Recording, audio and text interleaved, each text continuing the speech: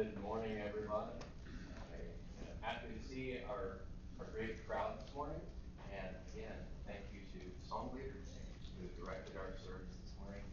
And thank you to Wayne for leading our thoughts at the Lord's table.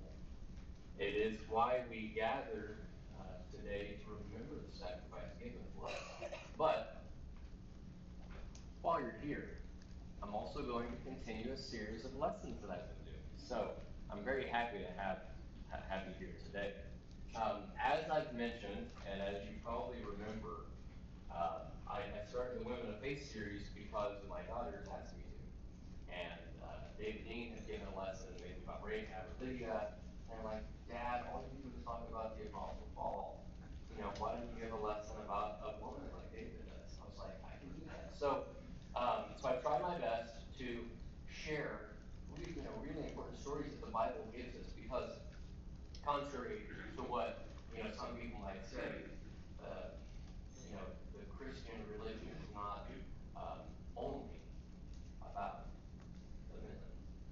Okay, the women play a pivotal role throughout history, and so where we started, or where I chose to start, was with Mary and Martha, the tale of two sisters, and we learned that though they both loved Jesus, they showed it in different ways.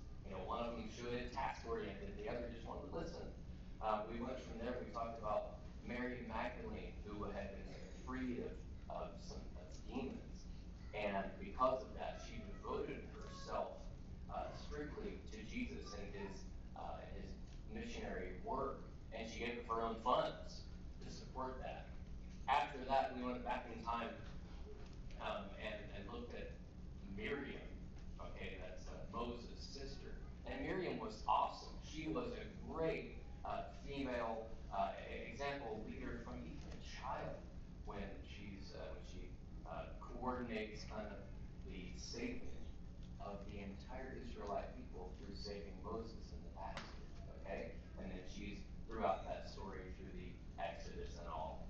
And then after that, our last lesson, we went to the time of the Judges, and we talked about this really unique character, Deborah, right?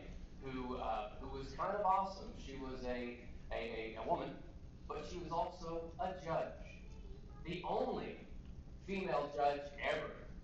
Okay, so that's very unique. She was also a prophet. She was a military leader, also a wife, and so she was like the whole package. And that's what we learned about Deborah. It was a great story, and I feel like I learned a lot as well about Deborah. Deborah also introduced us at that time to another strong character just in the story named Jael. Okay, and gave her the sweet compliment. She said, Jael is the chief among women who live in a tent. So think about that. It's a great compliment, right? Jael's the best of the women who live in a tent. But Jael was unique because in the critical point of the story, this evil military leader, Sisera, he's running. He runs 5 miles on foot away from the battle where Deborah is leading that battle there with the Israelite commander. And Sisera, this evil military leader, comes into Jael and says, I need some water. I'm so thirsty for running for 5 miles. And so she's so kind that she not only gives him a glass of milk, but also a steak. And so that's where we ended up last time. And so I wanted to continue actually in the time of the Judges with this young woman, a committed, strong woman named Ruth. And no doubt you're familiar with the story of Ruth, but I didn't want to overlook it, and it may seem somewhat typical, I know what you're thinking, it's a love story. It's one of those Disney stories. But it is a little bit that. But also it's very unique because of where it's placed in history. I have a timeline here. We're looking still in the time of the Judges, but about 80 years before Deborah.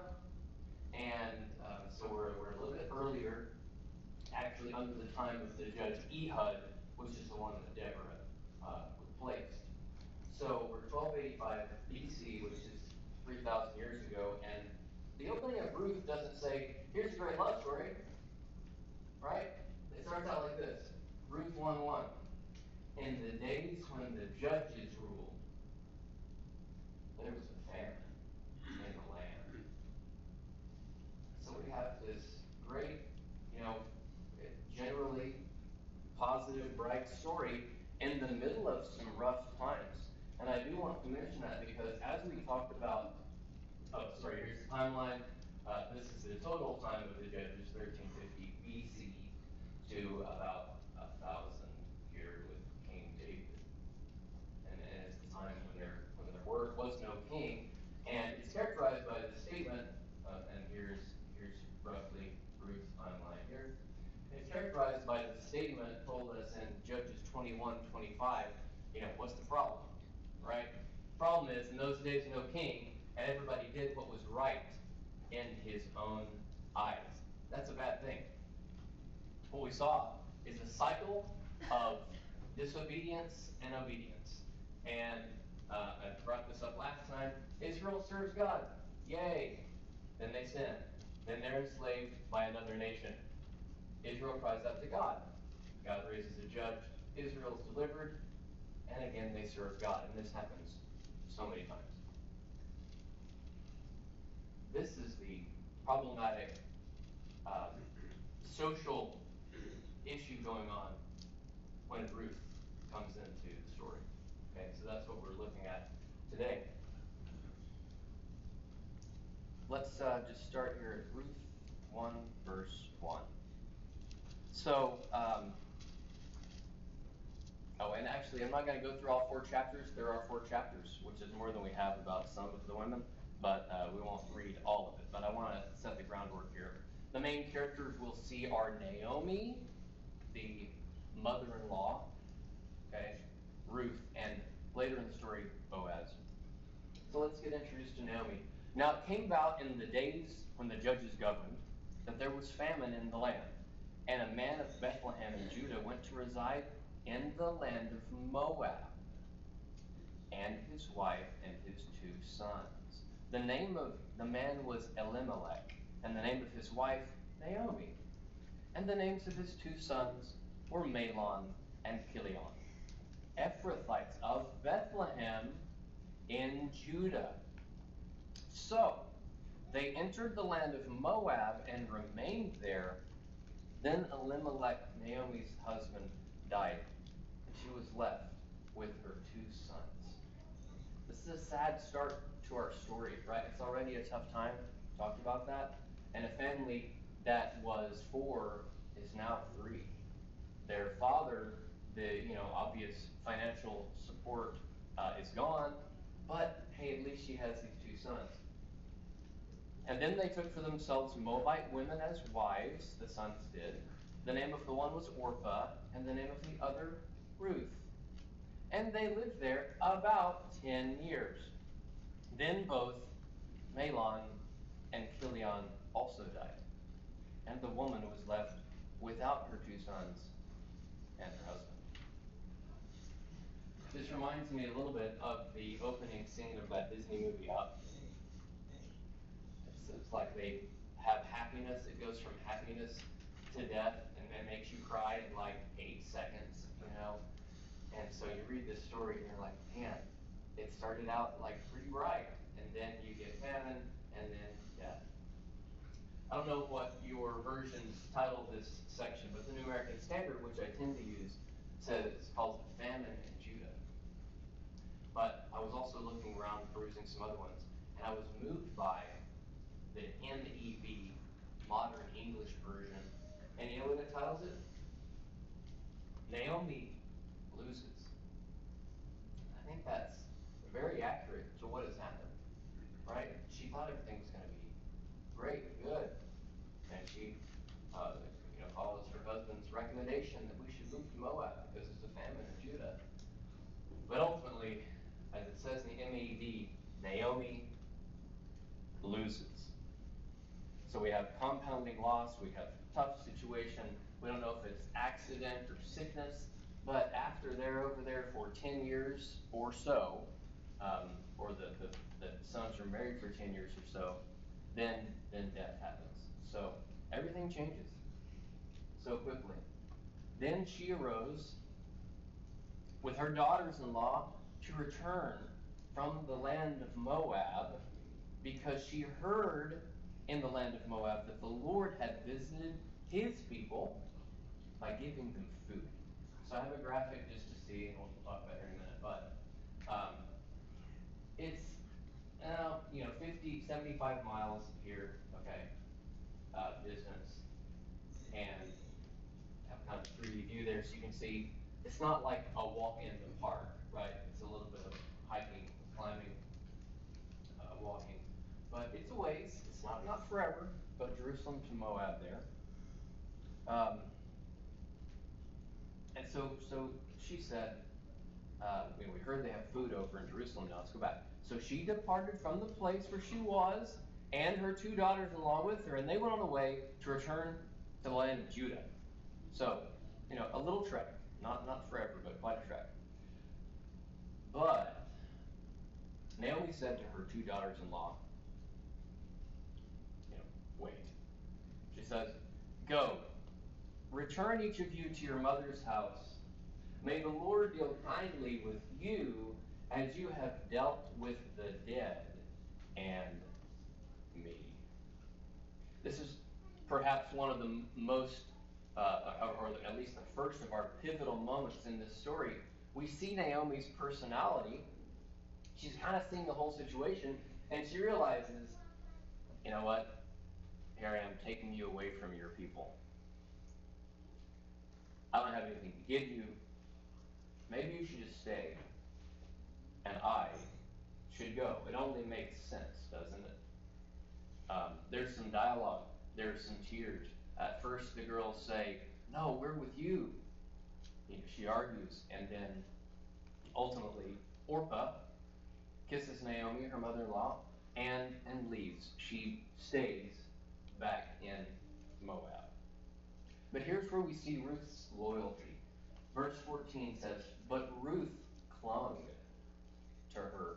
The word clung is the same that you read in Genesis 2:24, where a man leaves his father and mother and clings to his wife. He cleaves. He is united closely. It's the same word.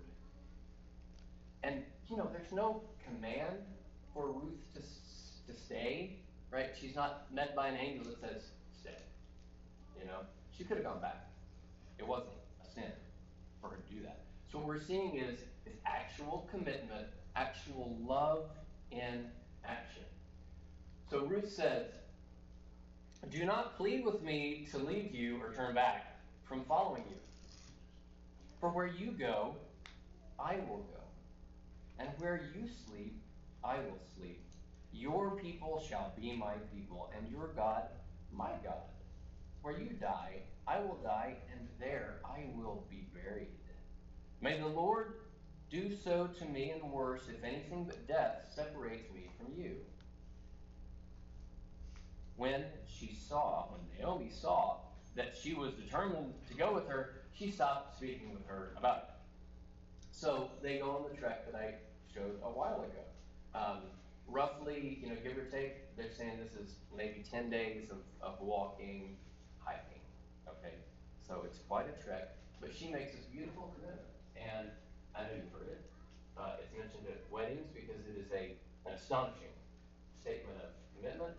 But here you have such a commitment between what might be unlikely, right? A woman and her mother-in-law. And so Ruth makes this amazing commitment that I'm going to be with you. I'm not going to leave. So they both went on and came to Bethlehem. And when they had come to Bethlehem, all the city was stirred because of them. And the women said, is this Naomi? But she said to them, don't call me Naomi. Call me Mara. For the Almighty has dealt very bitterly with me. I went away full, but the Lord has brought me back empty. Why do you call me Naomi, since the Lord has testified against me, and the Almighty has afflicted me. So Naomi returned, and with her Ruth the Moabitess, her daughter-in-law, who returned from the land of Moab, and they came to Bethlehem at the beginning of the barley harvest. You know what I find interesting about this as we're kind of setting the stage? It's that we have stories, we do these studies to try to meet real people. Okay? And Naomi is saying something here that shows us that she's a real person. She is not just saying, God is great, God is good, She probably knows it. But she's having a tough time. And she's a real person like you and I. And she says, in her mind, God let me down. Right? I expected to have so much more following God. But instead I went away full. But the Lord has brought me back empty. He's taken it away, she says. And so, so we meet this real person, Naomi, who is an actual human, dealing with the struggles of life at a tough time. Now, the cool part is, you and I know this, but Naomi doesn't know it yet. But one of the big stories that I'll mention several times is that God is working, right? Naomi doesn't know it. She thinks God let her down. But you and I know that in the background, God is working on his plan. And what does his plan involve? It involves Ruth. Okay? So, we've got Ruth. And we're going to see how Ruth, through just simple, picked up some things here. Hard work, wise decisions, everyday life. This is the kind of thing that should, matter to us. Because what does a person do on everyday life when an angel of the Lord doesn't come down and say, you're going to have a son, right? What then? What kind of everyday decisions do we need to do? So God is going to work through this everyday person, Ruth, also a real person, right? An actual real person. And he's going to work through her. So Ruth, we don't, Bible stories don't come with an age, but we think she's probably 20 or 25. And then there's a huge thing that she has stated just a moment ago. She has said, your God, my God. She's made that claim, but she's not from Israel. She grew up worshiping the foreign Moabite god, Chemosh, or Chemosh. And that is a bad dude, okay? Like 200 plus years from now, Solomon is going to build a high place. And the Bible says he built a high place to the, I forgot the phrase, sorry. To the, sorry. Detestable, that's the word I lost, sorry. So Solomon went to build a high place to the detestable god, Chemosh, of the Moabites. Okay? Bad problem. But you know what? Ruth doesn't want to worship Chemosh. We don't know why, we're not told. But she doesn't want that. She doesn't want to stick with the Moabites and worship Chemosh, this evil, detestable god. She wants to worship the one true God. And that's huge. That's her commitment to do that. She wants to worship the true, everlasting Creator God. And God is going to work through her. And so, we're introduced to what happens here. She's here to glean.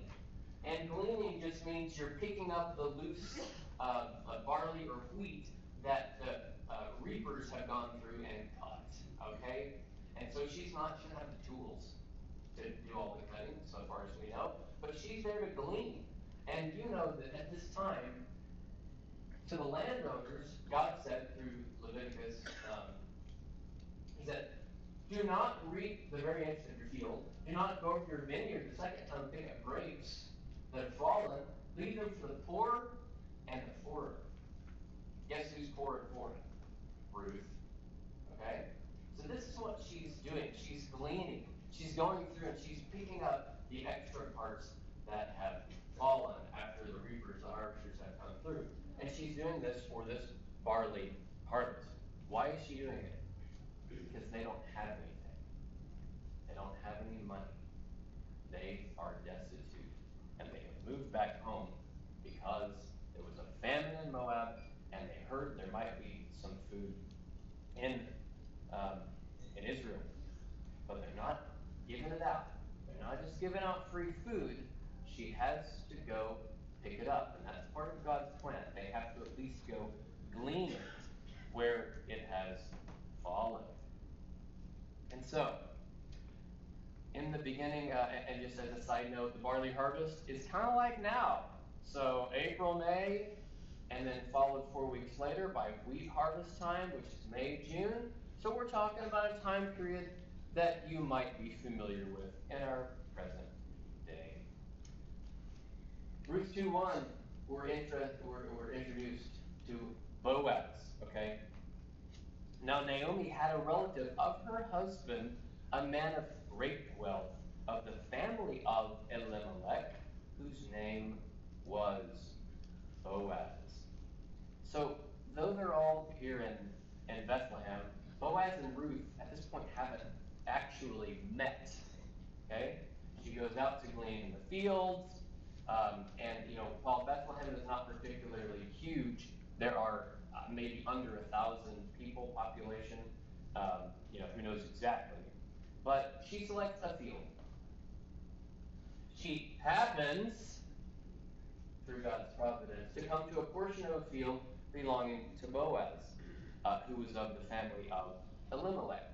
And Boaz, one day, happens to be walking back by the field, and he does see her, and he asks his servant, he says, "Who's that?" And the servant says, "She's a young Moabite woman who returned with Naomi from the land of Moab." And he has her statement here. He says, "Here's what she asked. She said, 'Please let me glean and gather after the reapers among the sheaves.' So she came and has remained from the morning until now. She's been sitting in the house for a little while." So she's been working. I mentioned the month so that you understand it's warm in Bethlehem too. It'd be like 80 degrees. So 80 and sunny can still get warm when you're gleaning. So she's taken a brief break here. But then Boaz steps in and he offers her additional guidance, protection, and provision. And I want to read this. Then Boaz said to Ruth, "Listen carefully, my daughter. Do not go glean in another field. Furthermore, do not go on from this one, but join my young women here. Keep your eyes on the field which they reap, and go after them. Indeed, I've ordered the servants not to touch you. When you're thirsty, go to the water jars and drink from what the servants draw." So he's offering her help. He's offering her protection. Like I said, the reference to the servants here, it's a tough time in Israel at this time. People are just doing whatever they want. So he says, "Stay here, stay in my field. I'm going to protect you." Then she fell on her face, bowing to the ground, and said to him, "Why have I found favor in your sight, that you should take notice of me, since I'm a foreigner?" Boaz replied to her, "All that you've done for your mother-in-law after the death of your husband has been fully reported to me, and how you left your father and your mother and the land of your birth, and came to a people that you did not previously know.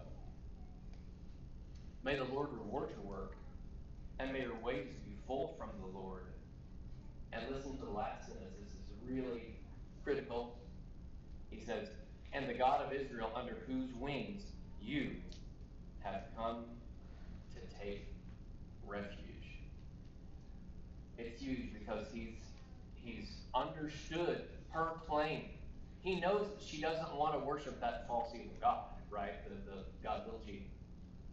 over in Moab. And she's come, even though she's a foreigner, she's come to believe in the one true God. And he knows this. And she's made it clear. It's not just that whatever he finds her pretty, that's not even mentioned. Nothing superficial here. He mentions the things that he's impressed with: her love, with her sacrifice, with her faith.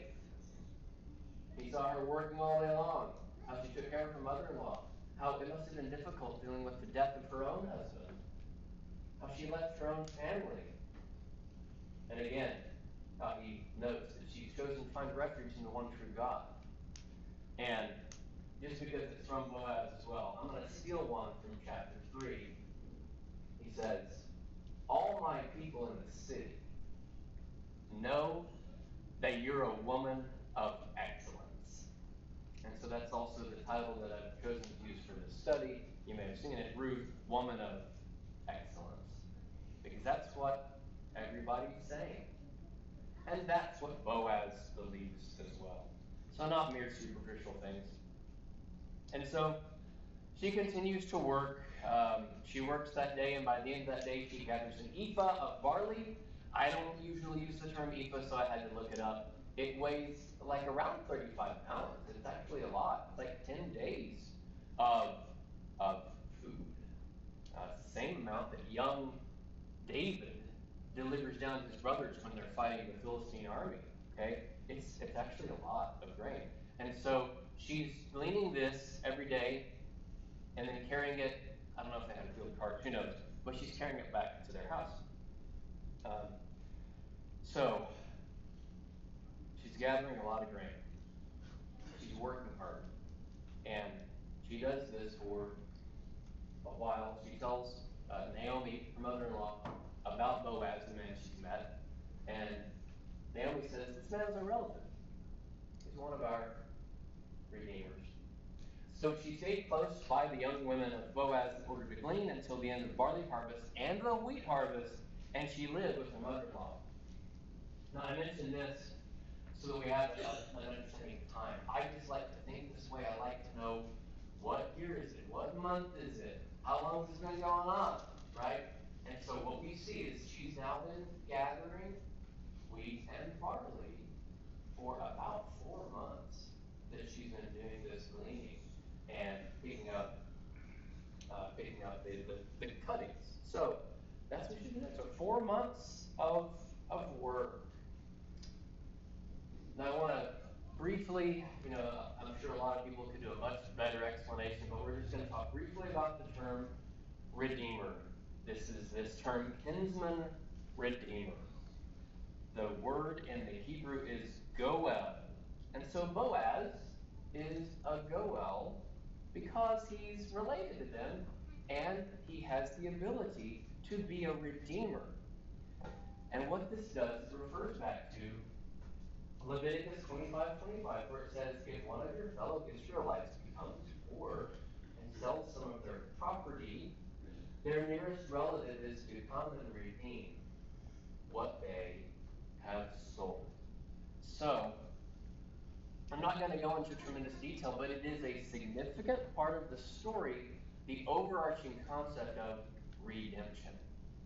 And the role that Boaz is set up here to play in the redeeming of this family. It's a big deal. And even though Ruth may not have known it, clearly Boaz and Naomi would have known about the need for the kinsman redeemer. It did two things.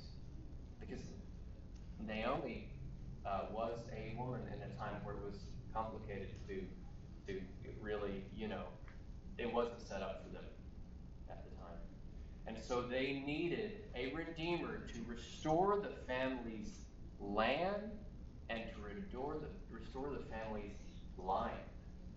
And that is the role that's needed for this situation, especially where there's a widow, where the widow is widowed, and even though she has title to some land, she can't really utilize it, and she can't gain any proceeds from any crops, but she does own land. But she has to have a redeemer. Okay? So,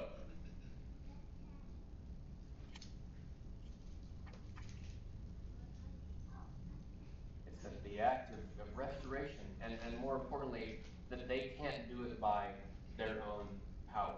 They can't redeem it on their own, and this reminds us of our very need for redemption. We can't redeem ourselves. We talked about it today at the Lord's Supper, right? We're redeemed by what? We're bought. We're redeemed. We're bought back. We're owned by Christ and his blood sacrifice. That's what it is. And so we see kind of these two ideas start to come together with the redemption from the Redeemer. So I'm going to heavily summarize a lot of this here. Basically, Naomi sets out a plan because she knows that it would be better, she says, it'll be good for you if I help to find a suitable home for you. So she sets out a plan for she and Boaz to meet. I don't think this is like nosy matchmaker, kind of thing going on. But she knows it's a higher and better use. She was recommending the same thing a while ago when she said just go back to Moab, find a nice young man and have a nice life. But here, there's good potential. And she's like, you know what? I really think this will work out better for you. And Ruth agrees. So, so what we have here is that Boaz goes to the elders of all the people. He says, "You're witnesses today that I have bought from the hand of Naomi all that belonged to Elimelech and all that belonged to Chilion and Mahlon. Furthermore, I have acquired Ruth the Moabitess, the widow of Mahlon, to be my wife, in order to raise up the name of the deceased on his inheritance, so that the name of the deceased will not be eliminated from his brothers or from the court of his birthplace. You are witnesses today." So again, there's a lot of legal background, there's a lot more story to it, but they have to go through this, and this is the act of the Redeemer. This is the redemption that Boaz is offering. He's buying the land, he's marrying Ruth. And all the people who were in the court, the elders said, "We are witnesses." So Boaz took Ruth, and she became his wife. And he had relations with her, and the Lord enabled her to conceive, and she gave birth to a son. Then the women said to Naomi, "Blessed is the Lord who has not left you without a redeemer today. And may his name become famous in Israel." So there's two really big things here.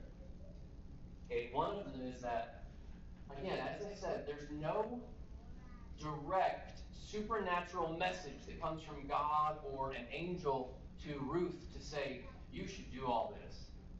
But here we see one direct action of God. God enables her to conceive. You probably recall that she was in Moab. She was married for 10 years. Typically, you're going to have a kid. And she didn't.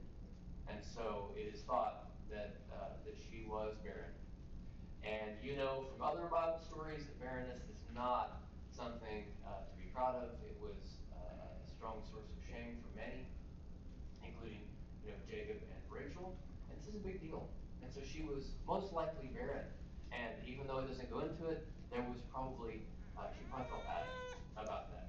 But now that she's married to Boaz, the Lord enables her to conceive and to have a son. That's huge. The second big thing here is that the women speak to Naomi, right? They say, "You have not been left without a redeemer." And I think this is really big because it's probably the same women that Naomi was complaining to before. She said, "Don't call me sweet. It's my name, Naomi. Don't call me sweet. Call me bitter. Call me Mara, because God's taken everything away." And so these same women now are saying, "Look, this is great. This is great news." Rather than Naomi losing, Naomi's been given more in response. response. The Lord is blessing her. And perhaps she can feel full and sweet again. They add to it in words that support it exactly. They say, may he also be the one who restores life and sustains your old age. For your daughter-in-law, Ruth, who loves you and is better to you than 7 sons, has given birth to him. This is such a big compliment. So these women of the city, don't know how many they are or what their names are, but they're really sharing the value that this brings to Naomi, because Naomi was down.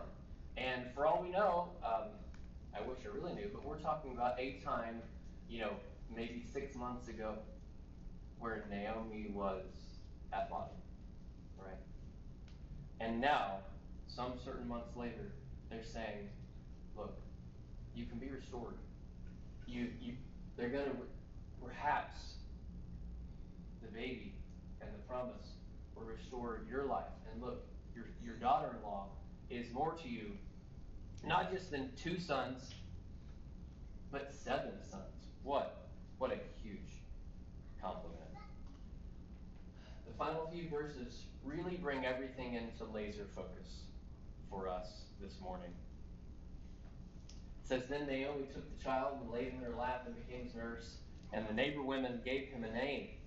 The neighbor women gave him a name. A son has been born to Naomi. So they named him Obed. He is the father of Jesse, the father of David. And then, as if that wasn't enough, the writer, side note, who most believe to be Samuel, okay, it's not written by Naomi, it's not written by Ruth, it's not written by Boaz, it's likely written by Samuel. Samuel adds in a genealogy. It says, these are the generations of Perez. Perez fathered Hezron. Hezron fathered Ram. Ram fathered Amminadab. I know this word. Amminadab fathered Nahshon. And Nahshon fathered Salmon. And Salmon fathered Boaz. And Boaz fathered Obed. And Obed fathered Jesse. And Jesse fathered David. So what is the point of the book of Ruth? Is it just another love story? Is it just another story about people who are happy and whole and everything's working out real good? No, it's more than that.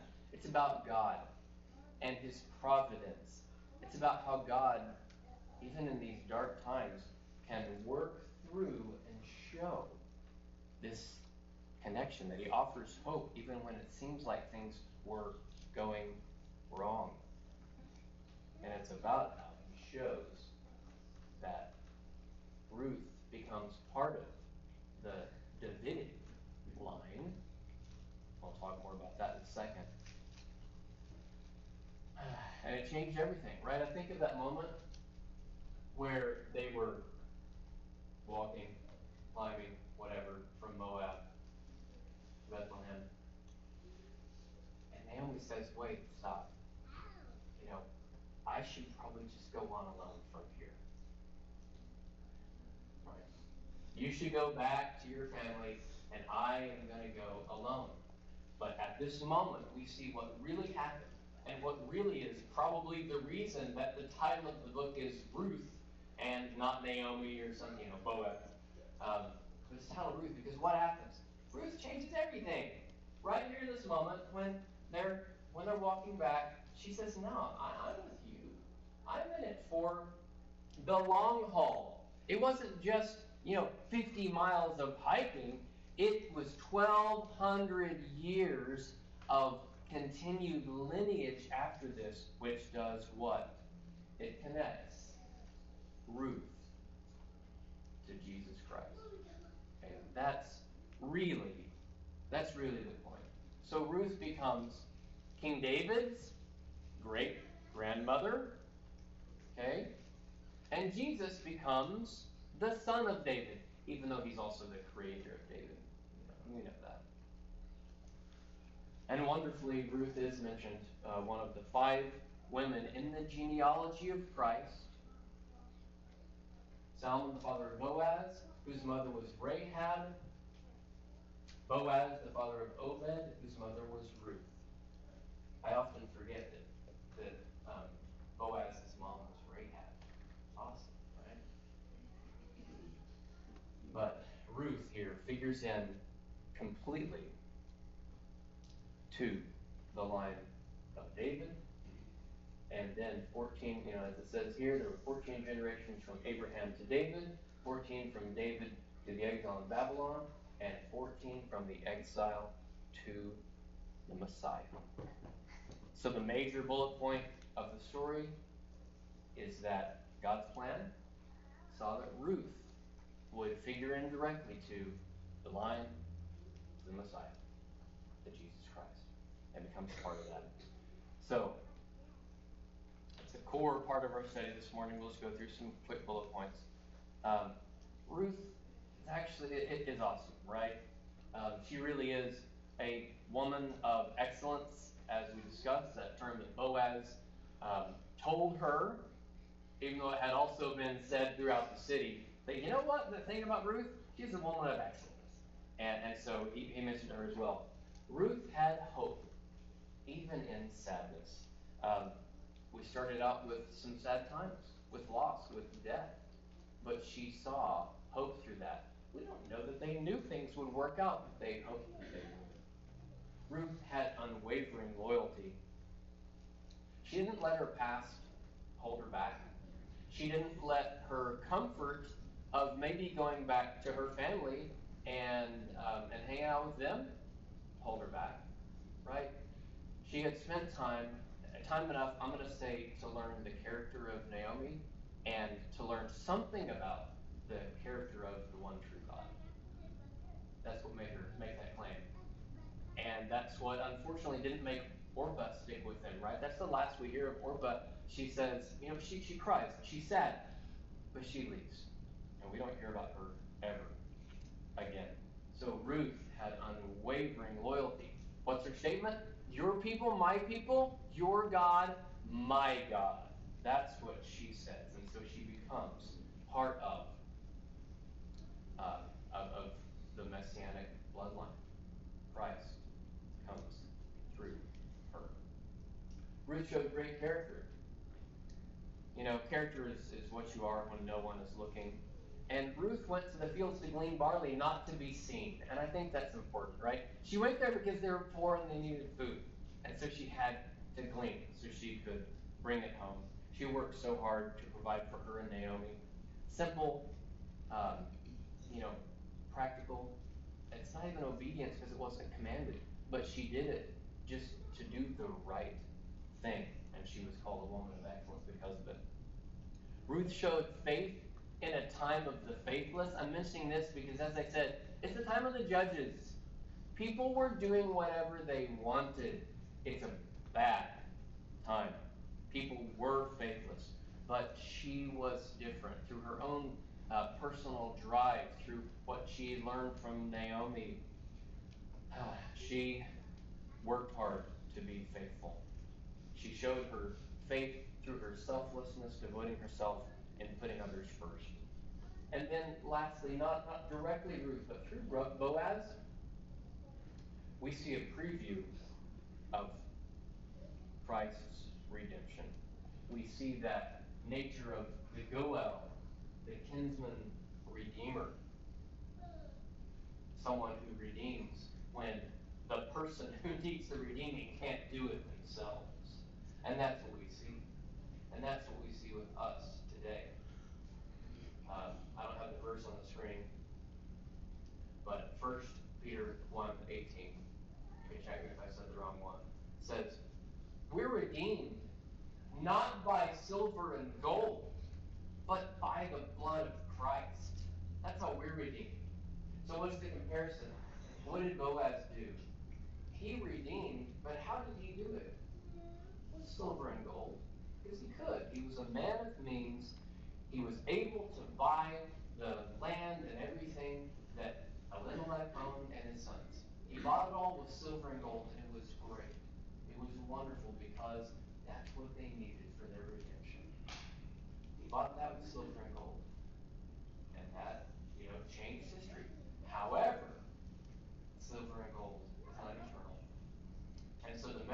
today, and the message we know from Christ's redemption is that even though silver and gold weren't in our story, real redemption comes through Christ's blood. And that's what we have today. And so, as we wrap up, again, I'm thankful for your kind attention. It went a little bit longer than I planned. Today, we all need redemption. We need Christ. Today, I hope I've said something that maybe encouraged you to think about that. We've learned about Ruth, but we've also learned about God. And so today, if you're in need, if you need to be connected and put your trust in Christ, do it today. Come forward, change your life, repent, confess that Jesus Christ is the Son of God. Be baptized if you haven't. And if you need prayers in the church for other reasons, then we sincerely welcome